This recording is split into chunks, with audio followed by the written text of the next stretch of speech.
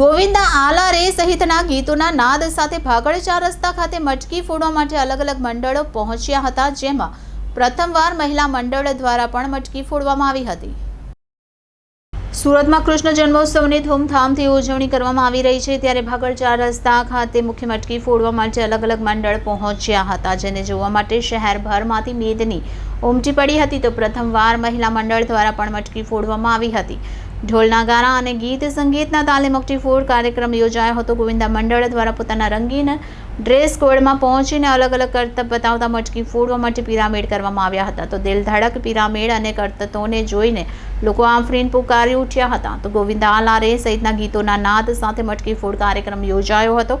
સુરત ચુસ્ત પોલીસ બંદોબસ્ત સાથે યોજાયેલા આ કાર્યક્રમમાં મટકી ફોડના વિજેતાઓને 11,000નું પ્રથમ ઇનામ આપવામાં આવ્યું હતું. સાથે ટ્રોફી પણ એનાયત કરવામાં આવી હતી.